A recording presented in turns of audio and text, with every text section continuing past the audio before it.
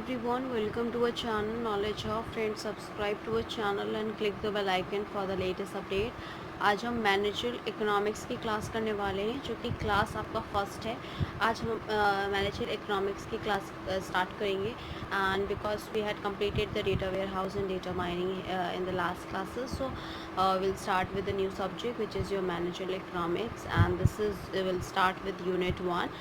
In this subject we have unit 5 and unit 1 is the name of the unit is the introduction of engineering economics and the demand, that is analysis. So we'll discuss about introduction to engineering economics as well as the demand analysis and the reference towards this unit here. So first of all, it's a huge request from my side to all the viewers, please go through with the subscribe button and please like, share and subscribe our channel so that many and maximum people can get the information at once, and even though you can also enjoy the video as well. In the terms of this, we'll start discussing that what is the meaning and the nature of the economics. So the first question that has been arised here is the give the definitions of economics expressed by a various eminent economics. So let's go ahead discuss about it. So definitions of economics, because many other there are multiple definitions of economics in the reference towards it. So many persons do their studies economic system, so that they give the different definitions about it, so that we'll discuss as well. So the definition of economics in the term of definitions of economics here. So here that economics theories are the collections of the ideas economists have produced to explain how economic system works. An economist is a person who studies economic system and tries to find more about the productive process, and the word theory means that the explanation. So the definitions of the economics expressed by a various eminent economists, that is to be under as follows. The first economist will talk about it, which is Adam Smith. Adam Smith said that economic is an inquiry into the nature and the cause of the wealth of natures as well. So that has been said by the Adam Smith here. So what we had discussed about it, about the Adam Smith. So what Adam Smith has said, that you can just write it down as well, that economics is an inquiry into the nature and the cause of the wealth of nation as well. And the other economist that has said is your Dr. Alfred Marshall. Dr. Alfred Marshall. He said that economics is a study of man's actions in the ordinary business of life. It inquiries about the income and how it is used. So there are many different definitions related to economics, because the different economists has studied about it. So when it is said that the economics is a science of ordinary business of life, it means that it tells about a man's way of living, that is the way in which he earns his livelihood and the way in which he spends his income. So it is thus clear that the object of economic study is man, out of which we confine our study to those of these actions which relates to wealth, that is how it is used, exchanged and distributed. It covers consumption, production, exchange and distribution, and hence economics is a study of man and not merely of a wealth here. Therefore, according to the Marshall, we study the material welfare of a man, which he obtains by the use of his income. Now we'll talk about the another economist, which is your Leonard Robbins. Leonard Robbins. So what he said, that the economics studies human behavior as a relationship between end and scars, which have alternate use here. In this, that all the science have been developed for a benefit of man, but economics is the science of man per excellence, And economics is a social science, and naturally its connections with the social science, that like history and politics, is the closest, and hence it must have an intimate relationship with the other science, and what is happening in other science that cannot but have very close hearing on the conclusion at which the economist has arrived here. And the other sciences that carry on their work and establish a certain general principle, these principles or conclusions are used by the economists as promises in their own reasoning. The economists do not try to prove the conditions established by the other sciences, and they just take them for granted and build up their own science on them, and which other social science and the relationships of the economics is the closest as well. We'll talk about the other economist here. That is, the name of the economist is your Benham. According to the Benham, that economics is the study of the factor affecting the size, distribution, and stability of the country's national image, income here. So that is done by the Benham here. Now we'll go ahead with another question, and that is to explain the meaning of economics and state economic goals, as well as explain flow in economics as well. So we'll discuss many of the things in return of this particular question. There are the three things that first we'll discuss about the meaning of economics, then we'll discuss about the economic goals, and then we'll discuss about the explain the flow in economics as well. So let's go ahead here. So first we'll discuss about economic meaning of economics.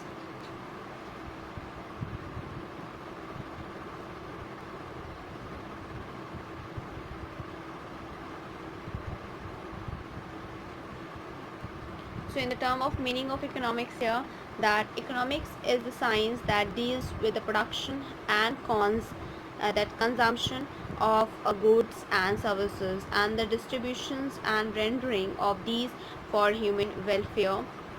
So the following are the economic goals. So we'll talk about economic goals.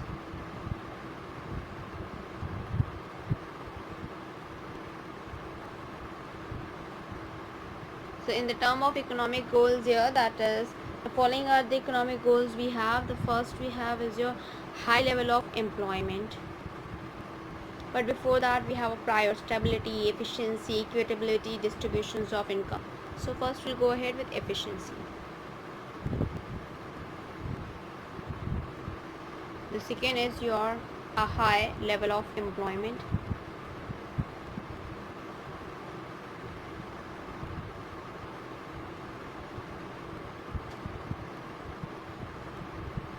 The third is your price stability.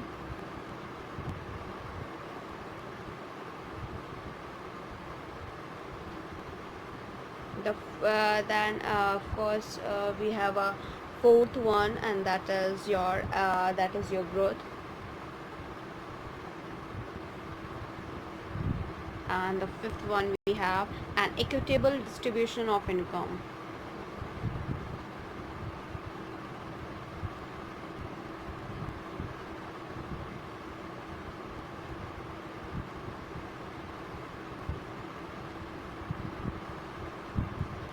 So now we'll discuss about the things where that some of the above goals are interdependent, and the economic goals are not always complementary. In many cases they are a conflict.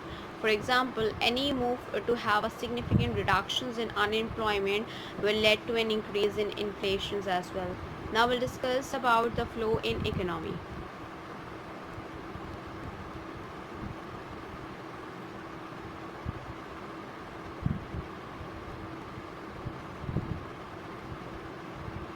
In the flow in economy here, that economic resources which we have your land, labors, and of course the capital, that in terms of it, so we have here is to be as follows.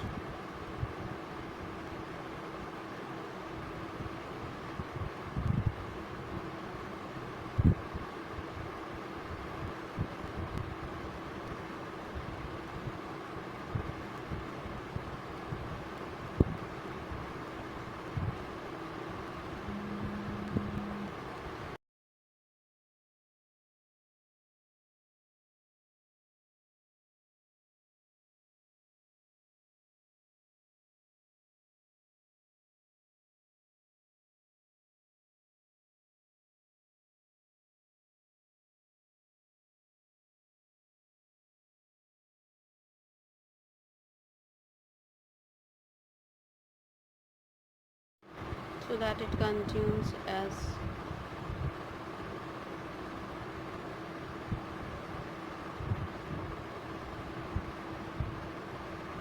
and that will goes towards this as well.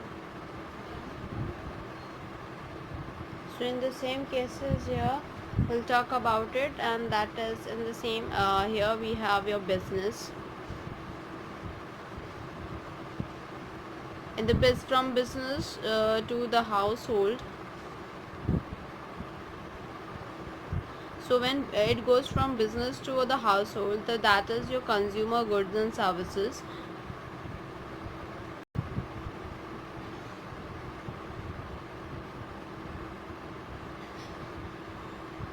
And when it goes from household to the business, that is money payment for the customer goods and services here.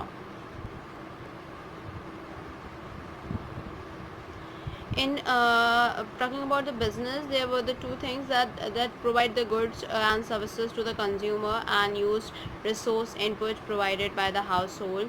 And in the household here, that the consume final goods and services that produced by the business and the services, and that provide productive input to the business as well.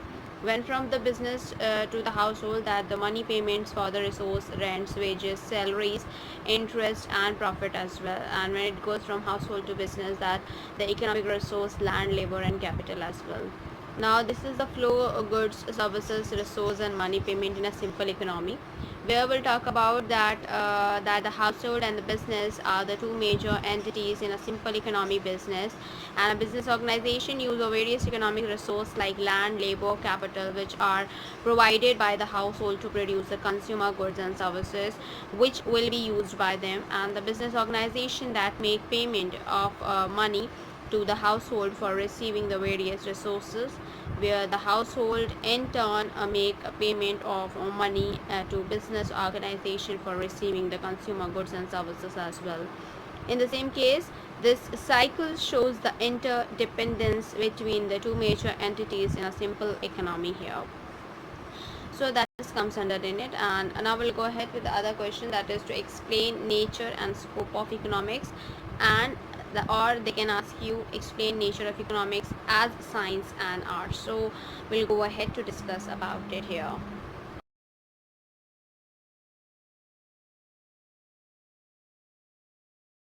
So we'll talk about the scope and nature.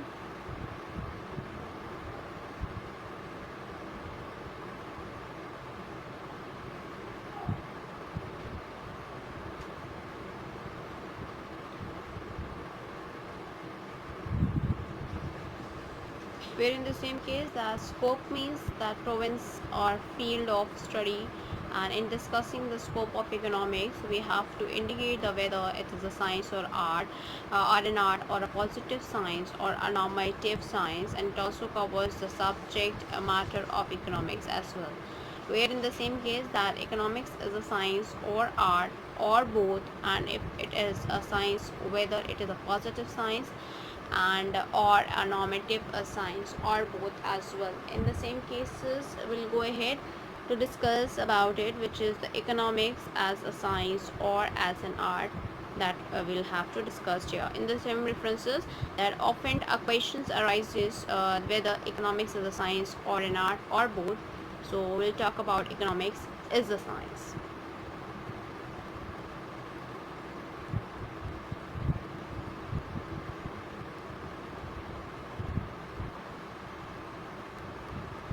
In economics is the science here that states that a subject is considered science if it is a systematized body of knowledge which studies the relationship between the cause and effect, and it is capable of measurement. It has its own methodological apparatus, and it should have an ability to forecast as well. And if we analyze economics, we find that it has all the features of science. Like science, it studies cause and effects relationship between economics phenomena as well. To understand, let us take the law of demand, and it explains the cause and effect relationship between the price and the demand for the commodity as well. It says given other things constant as price rises and demand for the commodity falls and vice versa. Here the cause is price and the effect is fall in quantity demanded, and similarly like science it is capable of being measured. The measurement is in the terms of money, and it has its own methodology of study, which is induction and deduction, and it forecasts the future market condition with the help of the various statistical and non-statistical tools as well. But it is to be noted that economics is not a perfect science, and this is because economics do not have uniform opinion about a particular event. The subject matter of the economics in the economic behavior of man, which is highly unpredictable. So money, which is used to measure the outcome in economics, is itself a dependent variable. It is not possible to make a correct prediction about the behavior of economic variable here in terms of economics and science. Now we'll talk about the second one, which is the economic is an art.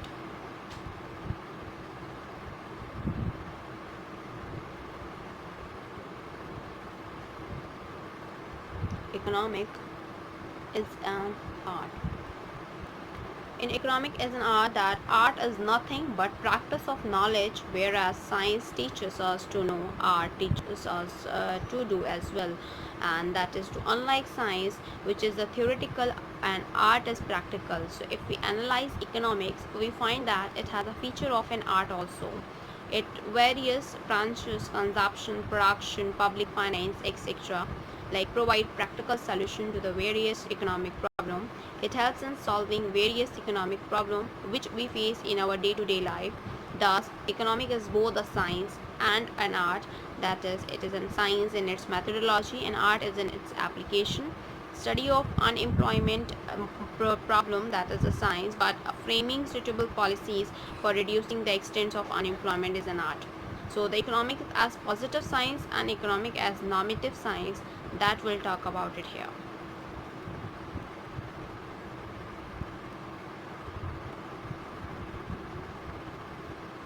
Economic as positive science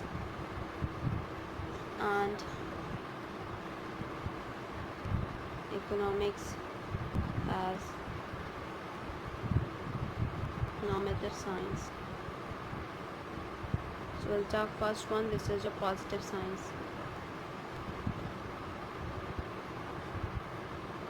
In positive science, as stated above, the economics is a science, but the question arises whether it is a positive science or a normative science. A positive or a pure science analysis cause and effect relationship between the variable, but it does not pass value judgment, and in other words, it states what is and not what ought to be. And that Professor Robbins emphasized the positive aspects of science, but the Marshall and the Pigou have considered the ethical aspects of science, which obviously are normative as well. In the same cases, if I'm talking about here, that is, according to the Robbins, the economics is concerned only with the study of the economic decision of individual and the society as positive fact, but not with the ethics of these decisions. So economics should be neutral between ends, and it is not for economics to pass value judgments and make pronouncements on the goodness or otherwise of human decision. An individual with a limited amount of money that may use it for buying liquor and not milk, but this is entirely his business.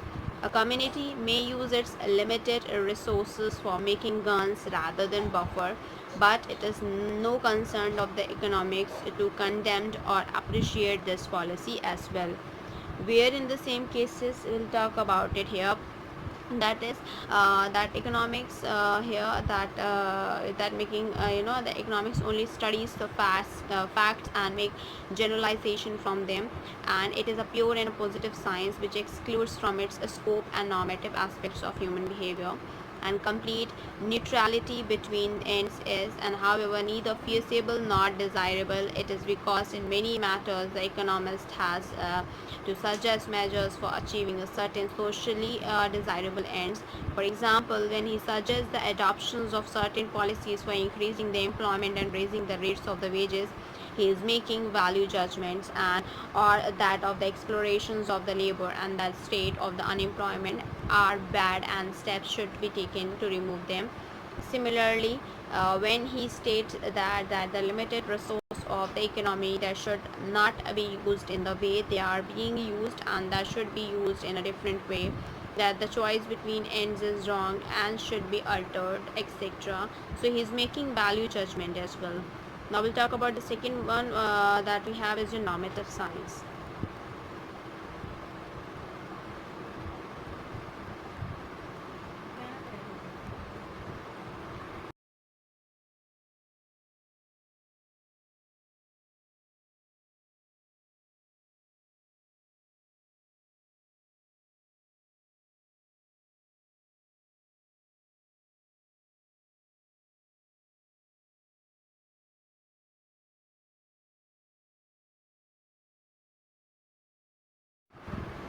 So here we'll talk about the normative science here. That is, the normative science economics involve a value judgment, and it is a prescriptive in nature and describe what should be the things as well. For example, the question like what should be the level of national income and what should be the wages rate and how the fruit of national product be distributed among people, and all fall within the scope of the normative science as well. Thus, the normative economics is concerned with welfare proportions. Some economics are of the view that value judgment by different individuals will be different, and thus, for deriving the law of the theory, it should not be used as well. Now we'll discuss the other question, which is explained in the brief economic problem, and the other, or they can ask you in the form of that explain with respect to the economic problem. The first we have to discuss about infinite wants and limited resource.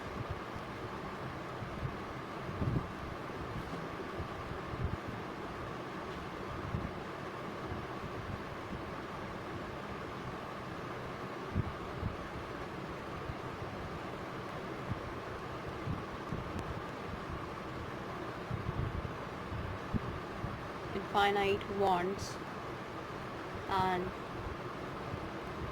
limited resource. So in this, have you been window shopping that looking steadily for a long time at a various goods on the display? If you had the money means like money that you buy them. So this is an economic problem. Unlimited wants and very limited means to so you will make best use of the resource to get the maximum satisfaction. It is literally impossible to satisfy human wants because as an economic want is satisfied, another appears to be created, and it is just like a seesaw with on the one hand the finite resources of the world, while on the other hand infinite wants as well, and this situation will be arises here. So it may be possible to satisfy human needs. For example, a person needs three shirts, two pairs of shoes, and good health care, etc. But this is not the same thing as human want. If we give people enough to eat, they want better and different foods. If we give enough to wear, then they want more fashionable clothes as well. The housewives buys that assortment, that the collection of the several sorts, which will give the maximum satisfaction from unlimited housekeeping allowances as well. In the same case, that the infinite wants and the finite resource has been in the seesaw, that the economic problem that finite resources and infinite wants here, where in the same cases a business takes a decision which will achieve the maximum return on capital, and the government also have to plan its spending in order to make the most of the funds that at its disposal as well. Now we'll talk about the another one, which is the second one is your opportunity cost.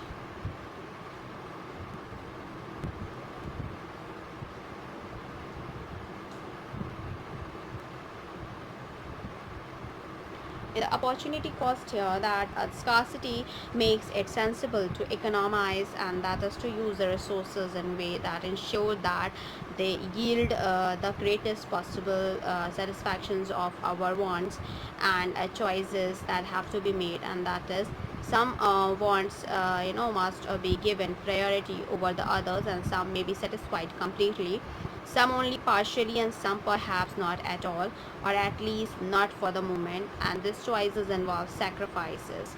So since the resource that can be used in many different ways, having the benefit from the using them in one way implies a particular kind of cost. And opportunity cost is the cost of something in terms of the best alternatives gone without, or opportunity cost in the price that must be paid in order to satisfy a particular want when a productive resource are scarce as well. And the opportunity cost of the goods is the quantity of the other goods which must be sacrificed to obtain the another unit of that goods as well.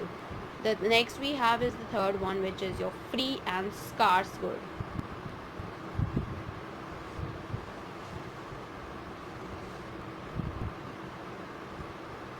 In the free and the scarce good here, that the few goods are so plentiful that nobody will give anything for them, and such goods are termed as free goods.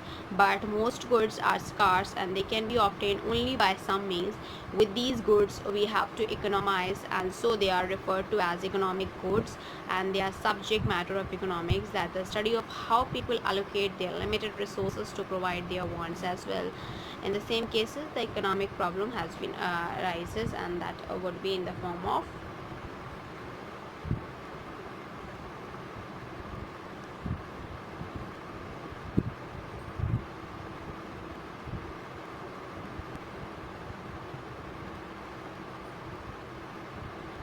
this is the economic problem.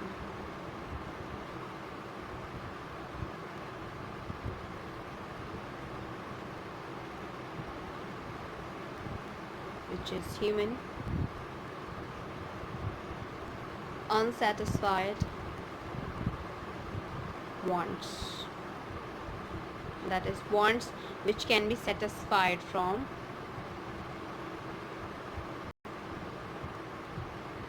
that is your free goods and scarce resource. That is an economic problem. So how economic problem arises, that is very important to understand about it. How economic problem arise, that is a big question here.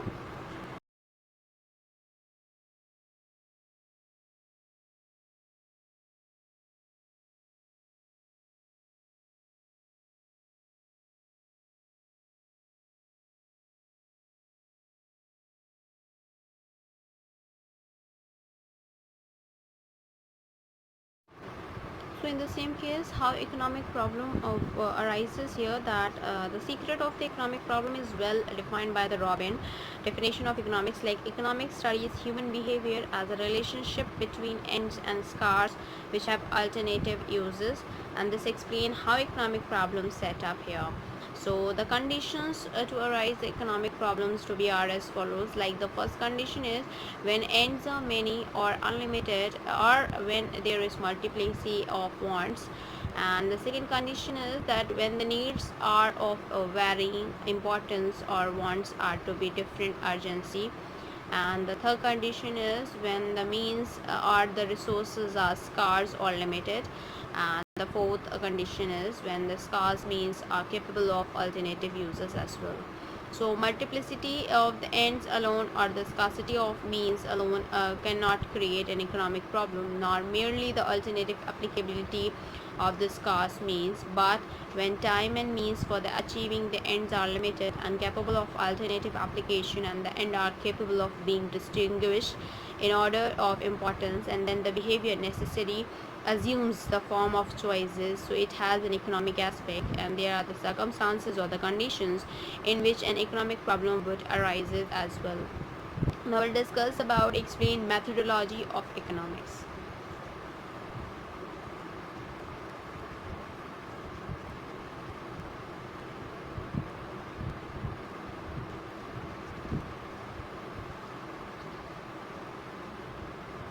In methodology of economics here, that what we'll talk about it, and that is economics as a science adopts two methods for the discovery of its law and principle, that is deductive method and inductive method. So that we'll discuss here.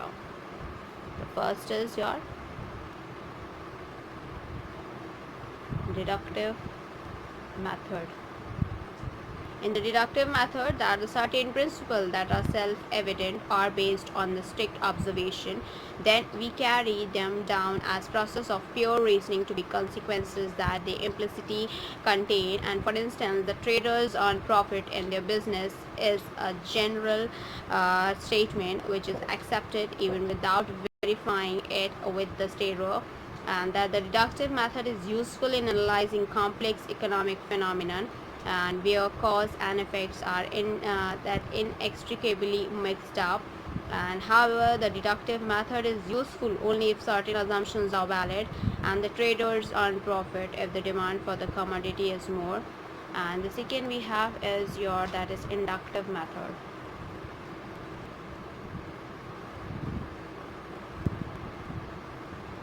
In the inductive method here, that this method amounts up from particular to general, and that is we begin with the observation of particular facts and then processed with the help of reasoning founded on experience so as to formulate laws and theorems on the basis of observed fact. Example, data on consumptions of poor, middle and rich income groups of people that are collected, classified and analyzed, and important conclusions are drawn out from the result as well. In the deductive method, we start from a certain principle that are either indisputable or based on strict observations and draw inferences about the individual cases as well. In inductive method, a particular case is examined to establish a general or a universal fact. Both deductive and inductive method are useful in economic analysis as well. Now we'll just go ahead with the discussion about which is explain subject matter of economics.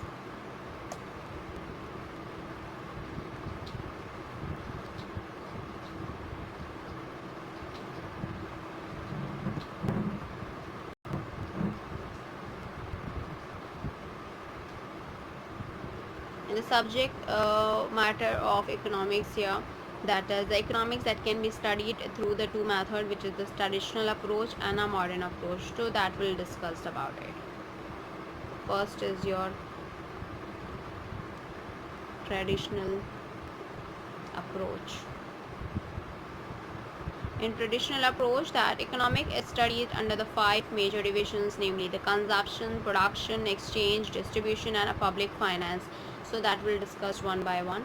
The first we have is your consumption.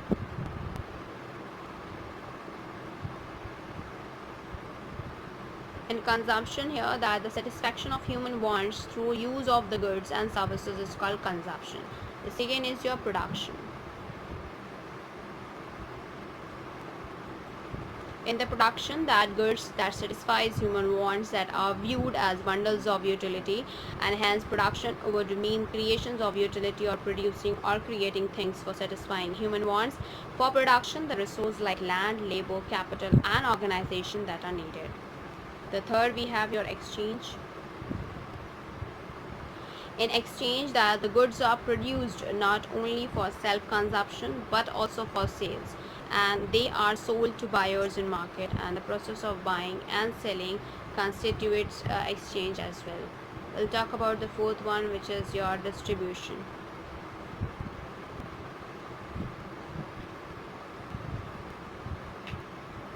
In the distribution, that the productions of any agriculture commodity that requires 4 factors, that is land, labor, capital and organization as well.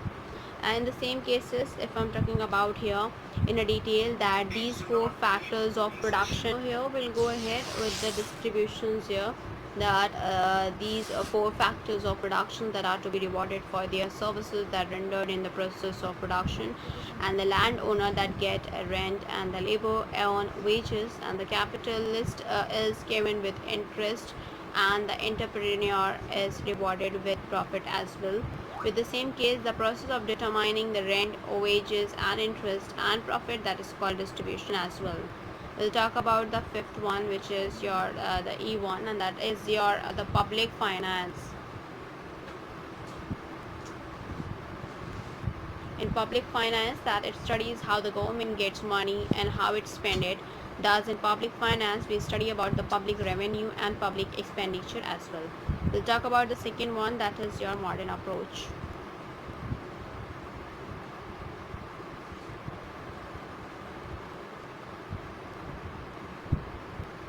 in modern approach, if I'm talking about here, that the study of the economics is divided into two, that is your microeconomics and macroeconomics. So we'll discuss one by one. The first we will discuss about microeconomics.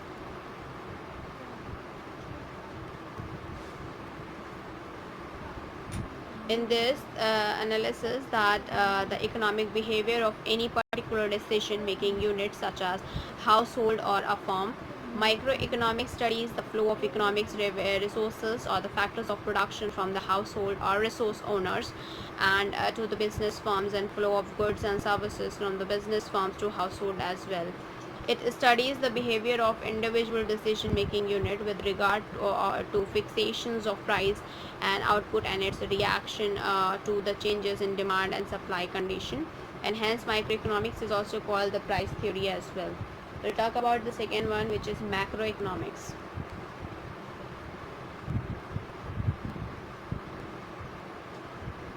In macroeconomics, that studies the behavior of the economic system as a whole, or all the decision making unit put together, and that macroeconomics deals with the behavior of aggregate like total employment, gross national product, GNP, that is national income, and general price level, etc. as well, where in the same cases we'll talk about it more in the detail about it. And that is your the microeconomics deals with the behavior of aggregate, as I told you. And so the macroeconomics is also known as income theory, and microeconomics cannot give an idea of functioning of the economy as a whole. So similarly, the macroeconomics ignores the individual's preferences and welfare. What is true of the part or individual may not be true of the whole, and what is true of the whole may not apply to the part or individual decision making unit as well. By studying about a single small farmer, generalization cannot be made about all small farmers and say in Tamil Nadu state.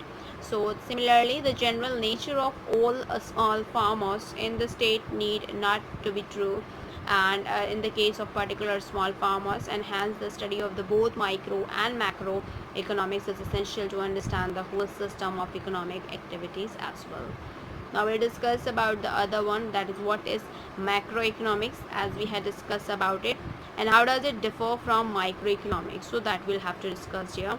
So in the microeconomics, that has been asked of 10 marks, the difference between from microeconomics as well. So in that same case, that the microeconomics is the study of the economic behavior of a particular individual firm or a household, that is it studies a particular unit. On the other hand, the microeconomics is the study of economic as a whole, that is not a single unit but the combination of all firm, household, nations, etc. In the macroeconomics is the branch of economics that concentrate on the behavior of the performance of aggregate variable and those issues which affect the whole economy, and includes the regional, national and international economics, and covers the major areas of the economy like unemployment, poverty, general price level, GDP, that is your gross domestic product, imports and export, economic growth, globalization, monetary, fiscal policy, etc. It helps in resolving the various problems of the economy, thereby enabling it to function efficiently as well. In a macroeconomics is to be concerned with like monetary, fiscal policy, example like what effect does interest rate have on the whole economy, the reason for inflations and unemployment, economic growth, as well as the international trade and globalization, reason for difference in living standards and economic growth between countries, and the government borrowing as well. It concludes here with the same cases. If I'm talking about the parameters, the microeconomics and the macroeconomics, the parameter that will discuss the differences between the approaches, examples, the environment unit, economic unit, scope, central problem, main tools, use, equilibrium analysis, data, determinants and limitations, that we'll discuss about in each and every one. In the terms of the parameter, the first parameter we will discuss about economic unit. In microeconomics, that it is the study of individual economic unit of an economy, and microeconomy, it is the study of the economy as a whole and its aggregates as well. In the terms of the parameter, which is your scope here, that is it deals with individual income, individual prices and individual output, etc. But in macro economic scope, that it deals with aggregate like national income, general price level, and national output, etc. The third parameter is your central problem, which is its a central problem is the price determinations and allocations of resources. In macroeconomics, its a central problem is determinations of the level of income and employment as well. The fourth parameter is the main tools, which is it in microeconomics that it main tools are demand and supply of a particular commodity or factor, and the macroeconomics it main tools are aggregate demand and aggregate supply of economy as whole. The fifth parameter we have is use, that in microeconomics it helps to solve the central problem of what, how, and for whom to produce in the economy. In the macroeconomics, it helps to solve the central problem of full employment of resource in the economy. The next parameter is your equilibrium analysis. In this, it discusses how equilibrium of the consumer, a producer, or an industry is attained. And for microeconomics, it is a concern with the determinations of equilibrium level of income and employment of the economy. The next parameter is your determinants, where in microeconomics that the price is the main determinant of microeconomics problem, and in macroeconomics that where price is the main determinant of the microeconomic problem as well. The another one we have is the limitations in terms of microeconomics, that is it is based on unrealistic assumptions. That is in microeconomics it is assumed that there is a full employment in the society, which is not at all possible. In macroeconomics that it has been analyzed that your fallacy of compositions involved, which sometimes does not prove true, and because it is possible that what is true for aggregate that may not be true for individual too as well. The approach in terms of approach in microeconomics, that while analyzing any economy, microeconomics takes a bottom up approach, and for macroeconomics the microeconomics takes a top down approach into consideration. In examples for the microeconomics, we have the examples are the individual income, individual saving, price determinations of a commodity, individual farm output, and consumer equilibrium as well. In the macroeconomics, the examples are the national income, national saving, general price level, aggregate demand, aggregate supply, poverty and unemployment, etc. Now we'll go ahead with the detailed about it. That is the another thing, which is your what is economic efficiency and how it is computed.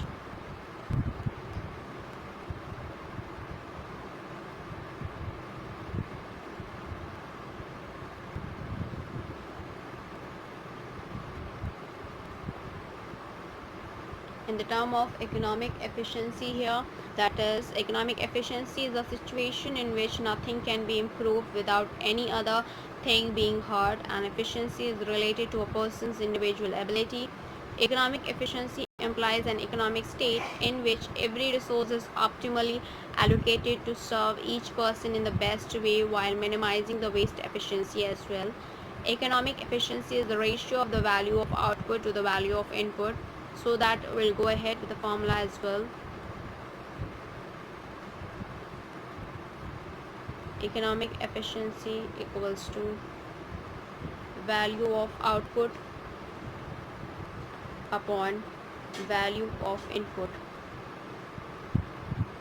In that, price of output into unit of output, price of input, that will go ahead, which is price of output multiply by units of output, price of input multiply units of input. So that is we have here as your price of output upon price of input into measurement of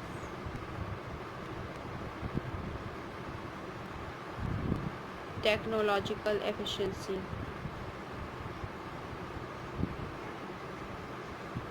So here that is comes under the economic efficiency, how you can find it out these. And in the terms we'll go ahead with other one, that is explain the characteristics of managerial economics, which has been asked of 2 marks.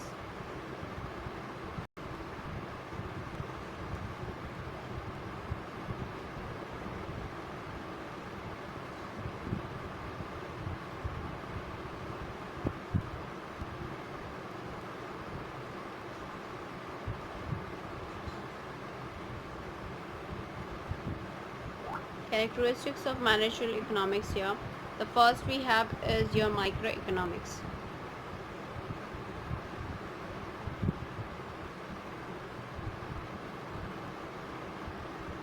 In microeconomics, that it studies the problem and principles of an individual business, firm, or an individual industry. It aids the management in forecasting and evaluating the trends of the market as well.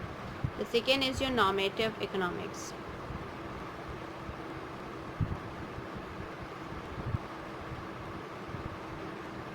In normative economics, it is concerned with varied corrective measures that a management undertakes and under the various circumstances. It deals with a goal determination and a goal development and achievement of these goals and future planning, policy making, decision making, and optimal utilization of available resources that come under the banner of the managerial economics as well. The third we have is your paradigmatic. In paradigmatic here, that the managerial economics is a paradigmatic and in a pure microeconomic theory, analysis is performed and based on certain exceptions which are far from a reality. And how in managerial economics, the managerial that of issues are resolved daily and difficult issues of economic theory that are kept at bay here. In the same cases, the fourth we have your users theory of firm.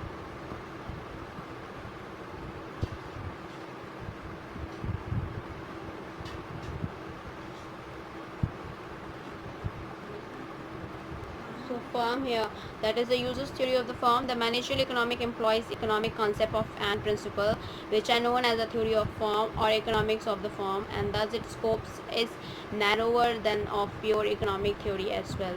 We'll talk about the fifth one, which is we have as your takes the help of macroeconomics.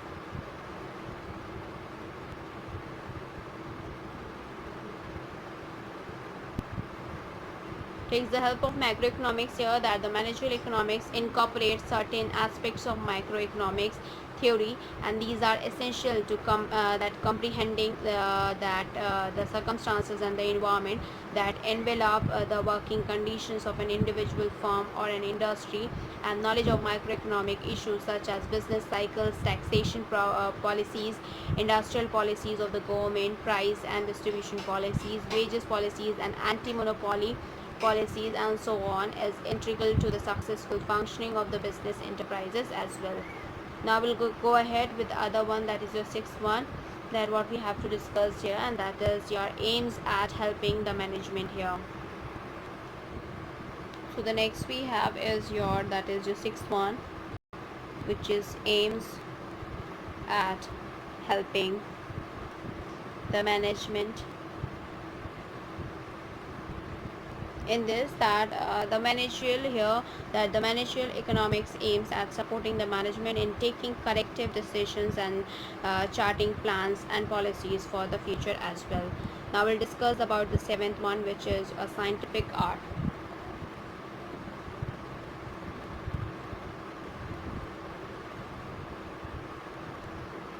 In the scientific art, science is a system of rules and principles engendered for attaining given ends, and scientific methods have been created as an optimal path to achieving one's goal. And managerial economic has been is also called a scientific art because it helps the management in the best and efficient utilization of scarce economic resources. It considers the production's cost, demand, price, profit, risk, etc. It assists the management in singling out the most feasible alternative, and managerial economics facilitate goods and results oriented decision under the conditions of uncertainty. We'll talk about the eighth one, which is your perspective prescriptive rather than descriptive. That is your eighth one.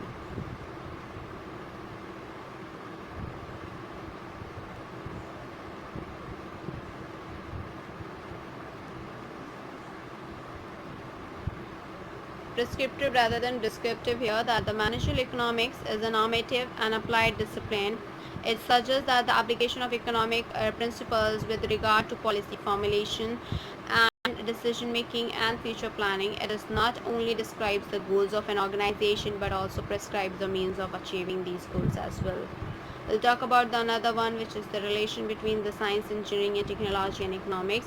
In the same cases, we'll explain the principles of economics, as well as in the same cases, we'll discuss how the knowledge of it's important for the engineers. That has been asked of 10 marks. So let's go ahead with the how people make decisions here. So that we'll discuss here.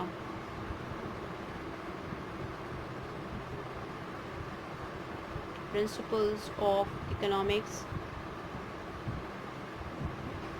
So in the principle of economics, that economics deals with the people and is reflections of how they interact with each other as they go about making a decision regarding their lives. The 10 principles of the economic offers an overview of what economic is all about, like how people makes decisions, like people face trade-offs to get one thing and you have to give up something else. Making decision required trading off one goal against another, and the cost of the something is what you give up to get it, and that the decision makers that have to be considered both the obvious and implicit cost of their actions as well. Even though the rational people think at the margin, and the rational decision makers takes actions if and only if the marginal benefit of the action exceeds the marginal cost, and people respond to incentives as well. The behavior change when the cost to the benefit changes. So how economy works as a whole here, that we'll discuss about it. First we had discussed about how people make decisions. Now we'll discuss how economy works as whole.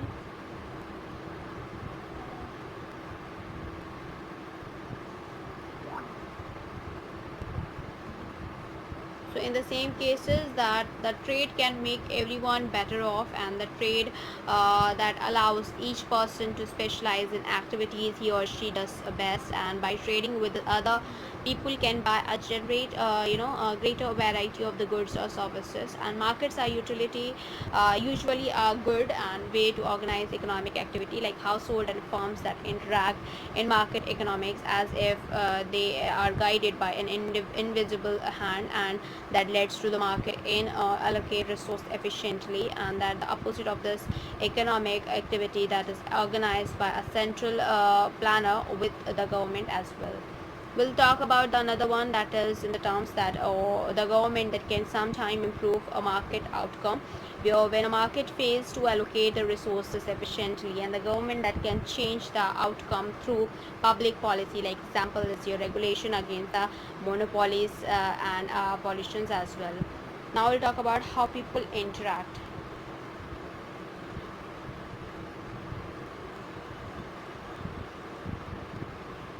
In the how people interact here, that is we'll talk about it, where that a country's standards of living depends on its ability to produce the goods and services, and as well as the countries whose workers produce a large quantity of goods and services per unit of time, enjoying a high standard of living. Similarly, as a nation productivity grows, so does its average income as well.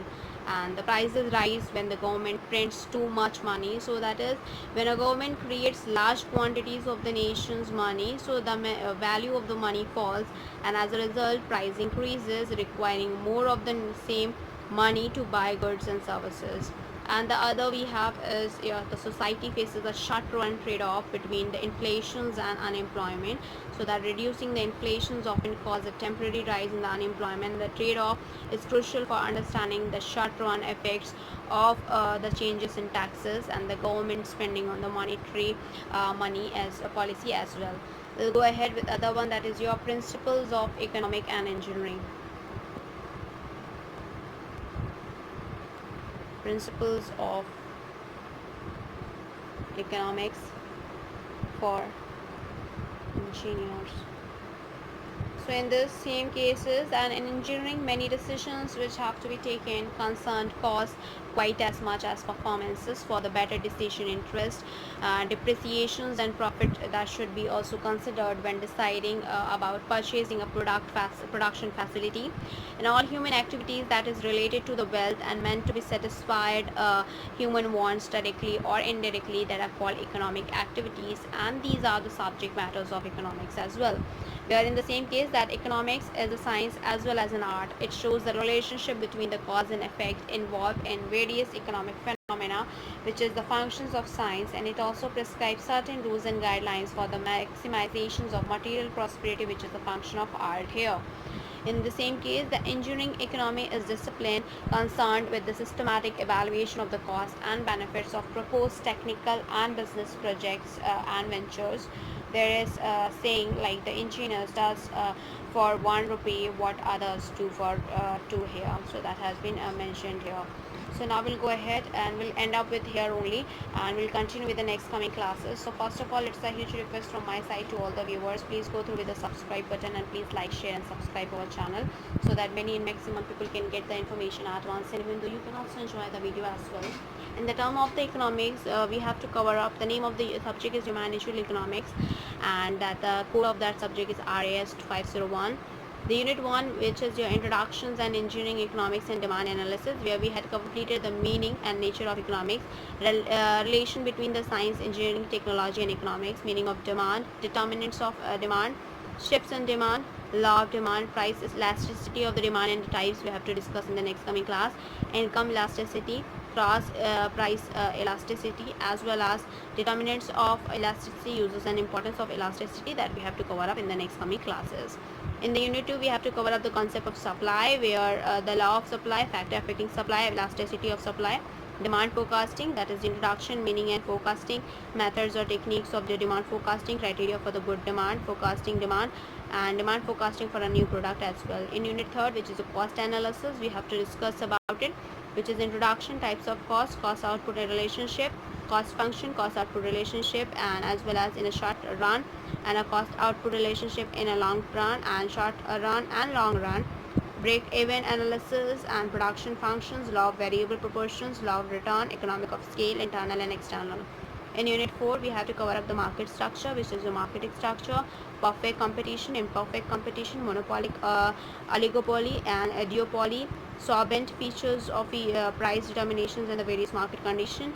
In the unit 5, we have to cover up nature and characteristics of the Indian economy, concepts of LPG, elementary concepts of national income, inflations and business cycles, concepts of NI and measurement, meaning of inflation, types of causes, phases of business cycle, investment, decision for boosting economy, national income, per capita income as well. So that what we have to cover up in the respective unit 1, unit 2, unit 3 and unit 4 and unit 5 in this managerial economics here. So we'll end up here. So first of all, it's a huge request from my side to all the viewers, please go through with the subscribe button and please like, share and subscribe our channel, so that many maximum people can get the information at once, and even though you can also enjoy the video as well.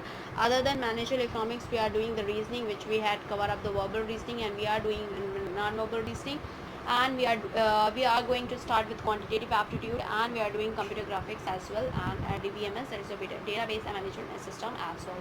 So thank you, hope you enjoy this video. If you like this video, please give a thumbs up and give a suggestion on the comment box. Thank you.